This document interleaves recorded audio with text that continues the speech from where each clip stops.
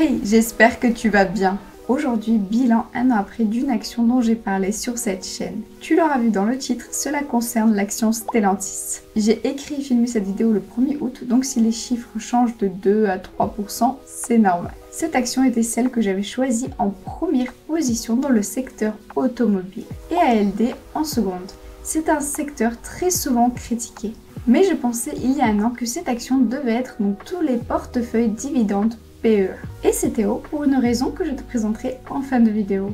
Je te donnerai aussi mon prix cible. Pour rappel, Stellantis est né de la fusion de Fiat Chrysler et PSA, ce qui lui permet d'être immensément diversifié avec plus de 14 marques. Comme je l'avais mentionné dans la vidéo d'il y a un an, pour moi c'est un ETF à elle seule. Les constructeurs dans l'automobile ne m'intéressent pas du tout, mais cette boîte est tellement polyvalente que comme ALD, je ne la considère pas que comme un constructeur.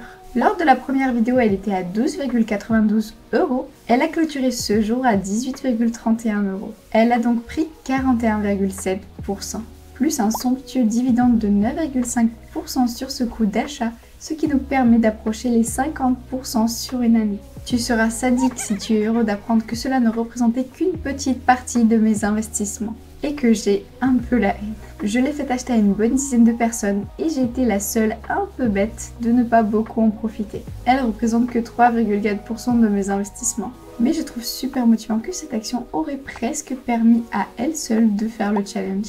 Il fallait faire 60%, celle-là l'aurait presque fait. Il aurait juste fallu un peu de talent pour faire quelques allers-retours sur de bons timings. Et pour Crédit Agricole, c'est pareil. Le prix a pris 40% depuis la vidéo, plus le dividende sur le prix du moment, elle aurait aussi fait 50% en quelques mois. Maintenant pour Stellantis, comparons-la à plusieurs indices au hasard.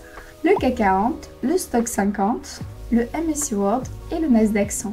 Et sur la même période, le Stock 50 et le CAC 40 ont avoisiné les 20%. Le Nasdaq 15% et le MSCI 5%. Sur les indices les plus investis, ils ont tous ramené au meilleur des cas la moitié du rendement de Stellantis. Petite mention pour l'ETF Grèce. Il y a un an, je m'étais moqué car il était autour des 80 centimes, je crois. Et il a fait plus de 50% sur la période. Ce drôle d'indice a quand même ramené 25% annualisé sur 3 ans. Et 11,48% sur 5 ans. Bon, par contre, sur 10 ans, ça a fait un rendement de 0,20% par an. Donc, c'était pas bon tout le temps. Mais ça reste super décorrélé des indices classiques comme le MSCI India. C'est pas mal un peu, je trouve, de s'exposer à certains indices décorés. Mais la Grèce ne m'attire pas du tout en termes de dessert. Revenons-en à Stellantis. Même au prix actuel, on a un rendement de plus de 7%, ce qui est assez incroyable, pour un PER de 2,6 et un payout ratio de 21%. Même il y a un an, ces indicateurs n'étaient pas autant dans le vert. Elle avait un PER de 3 et un payout ratio de 27,8%.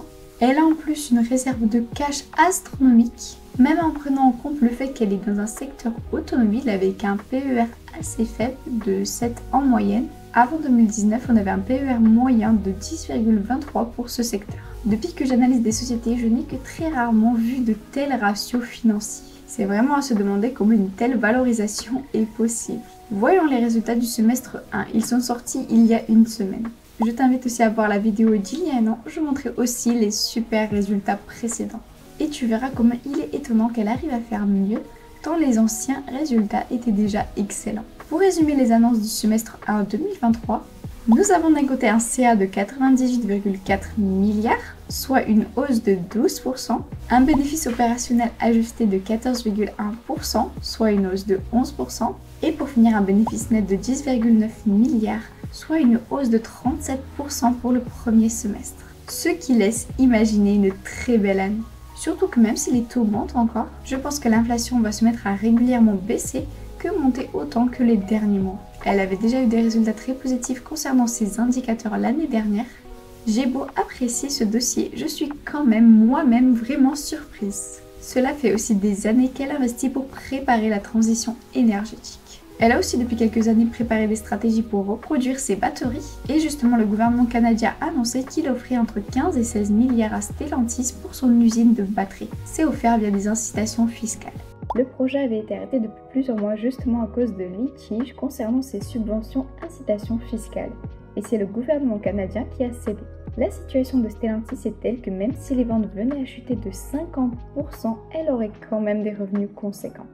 Et sa trésorerie est telle que même si ces années difficiles venaient à arriver, elle pourrait sans mal les supporter.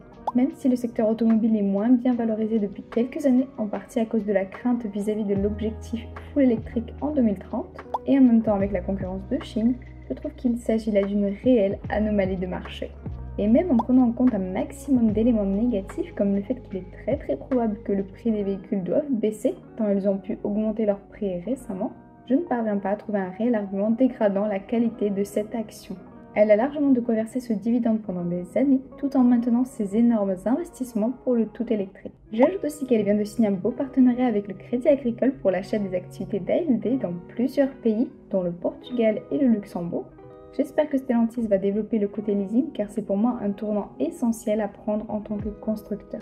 Les foyers n'ont plus forcément l'envie de dépenser 40 000 € pour l'achat d'un véhicule, et cela vaut encore plus pour les sociétés. Je pense sincèrement que la société en général se dirige bien plus vers le leasing que l'achat classique, et que c'est un créneau plus que porteur. J'ajoute que le partenariat Crédit Agricole et Stellantis me plaît beaucoup, car je trouve que ce sont un peu les leaders en termes de qualité dans leurs branches respectives. J'ajoute que selon Zone Bourse, si on fait la trésorerie moins la dette, elle aurait une augmentation de trésorerie de presque 7 milliards entre 2022 et 2023, soit de 23 milliards à 30 milliards. Pour comparaison, le dividende coûte autour des 4 milliards de mémoire. Et un des principaux ratios de Warren Buffett, le ROE, le Return on Equity de Stellantis, serait à plus de 22,8% en 2023, ce qui est aussi excellent. C'est aussi un indicateur mis en avant par William Higon, soit le gérant du fonds dont je t'ai parlé dans cette vidéo, qui a superformé de 200% le S&P 500 sur 30 ans, ce qui est vraiment immense. J'ajoute aussi qu'en 2022, dans la dernière vidéo, j'avais montré que Stellantis avait rehaussé les salaires, et surtout les plus modestes de la société, sur toute la planète. Et une fois encore, elle a rehaussé les salaires encore de 5,3%, en plus d'avoir donné une prime de 4 000 € minimum pour les salariés les moins bien payés, et 1 000 € pour l'ensemble. En 2022, il y avait aussi eu une prime et une très belle augmentation des plus bas salaires. La rémunération semble avoir largement égalé l'inflation. C'est assez rare pour être souligné. Pour conclure, je rappellerai qu'elle réalise 35% de son CA en Europe, 46% en Amérique du Nord, 9% en Amérique du Sud et une petite part en Asie autour des 3% il me semble. C'est une des rares boîtes alliant dividendes et croissance même en emprise 50%. Son dividende est plus qu'assuré même si ses revenus étaient amenés à baisser. J'ajoute que la concurrence chinoise ne me fait absolument pas peur sur ce titre précis. Elle est pour moi une superbe payeuse de dividendes comme je les aime. Même s'il faut prendre en compte les énormes investissements à venir, elle pourra bien se comporter même en temps de crise économique pendant un certain temps. Pour tout te dire, en restant assez prudente, j'ai un objectif de cours autour des 24 € d'ici une année ou deux. Et je ne comprends même pas qu'elle n'y soit pas déjà. Si j'étais disons ambitieuse, je viserais les 30 €. Elle serait pas tant surévaluée, tant elle a de nombreux avantages. Pour le point transparence, je le répète, j'ai investi un peu dessus et je l'ai conseillé à bien des personnes, que ce soit en pro ou en perso. En cas de chute générale des marchés, ça serait une entreprise où je serais ravie de pouvoir investir à nouveau en cas de respiration.